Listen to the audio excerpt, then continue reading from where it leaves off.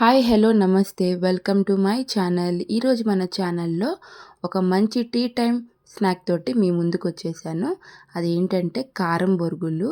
ఈ కారం బొరుగులు చిన్నోళ్ళ నుంచి పెద్దోళ్ళ దాకా చాలా ఈజీగా క్విక్గా చేసేసుకోవచ్చు. ఎప్పుడైనా నోటికి అలా కారం కారంగా తినాలనిపించినప్పుడు ఇదొక మంచి స్నాక్ అని చెప్పొచ్చు. ఒకసారి దీన్ని తయారు చేసే విధానాన్ని చూసేద్దాం. ముందుగా ఒక పెద్ద కళాయి పెట్టుకొని అందులో 3 టేబుల్ స్పూన్ ఆయిల్ వేసుకుందాం.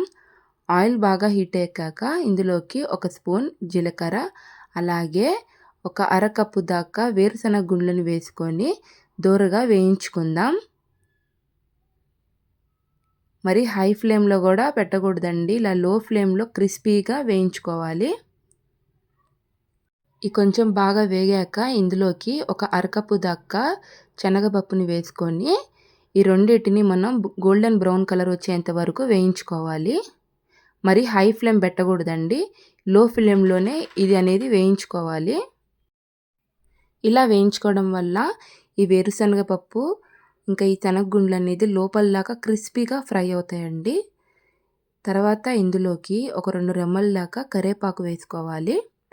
ఈ కరివేపాకును కూడా బాగా క్రిస్పీగా అయ్యేంత వరకు వేయించుకోవాలి. ఈ కరివేపాకు వల్ల మంచి ఫ్లేవర్ వస్తుందండి స్నాక్కి, సో అస్సలు మిస్ కాకండి.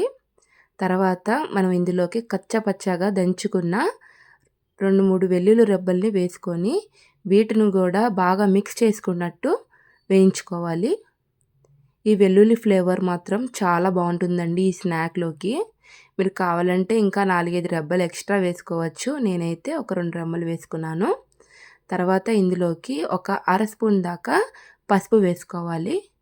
పసుపు మీరు వీలైనంత వరకు కొంచెం ఎక్కువగానే వేసుకోండి, దీనివల్ల ఈ స్నాక్ చాలా కలర్ఫుల్గా కనిపిస్తుంది.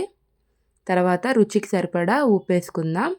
ఈ ఉప్పు పసుపు 2 కలిసేటట్టుగా బాగా మిక్స్ చేసుకోవాలి. కారం అనేది మనం లాస్ట్లోనే వేసుకోవాలండి, లేకపోతే కారం మాడిపోయి స్నాక్ టేస్ట్ అనేది మారిపోతుంది. ఇప్పుడు కారం వేసుకొని ఒక 2 నిమిషాలు అటు ఇటుగా ఫ్రై చేసుకోవాలి. తర్వాత మనం స్టవ్ ఆపేసుకోవాలండి. మనం స్టవ్ ఆపకుండా ఇలాగే వేయించినట్టయితే ఈ ఉప్పు కారం పసుపు అనేది నల్లగా మాడిపోతుందండి. తర్వాత మనం ఒక పెద్ద కప్పు బొరుగుల్ని వేసుకోవాలి. ఈ బొరుగుల్ని ఉప్పు కారం పసుపు ఇవన్నీ కలిసేటట్టుగా చక్కగా కింద నుంచి పైదాకా బాగా మిక్స్ చేసుకోవాలండి. ఆల్రెడీ ప్యాన్లో ఉన్న హీట్కే మన బొరుగులు అనేది చాలా క్రిస్పీగా తయారవుతుంది. సరే, చూశారు కదండి ఎంతో టేస్టీగా ఉండే ఈ బొరుగుల మిక్స్చర్. మీరు కూడా ఒకసారి తప్పకుండా ట్రై చేయండి. మీకు గనుక నా వీడియో నచ్చినట్టయితే నా ఛానల్ని సబ్స్క్రైబ్ చేయటం మాత్రం మర్చిపోకండి. Thank you friends, thank you for watching.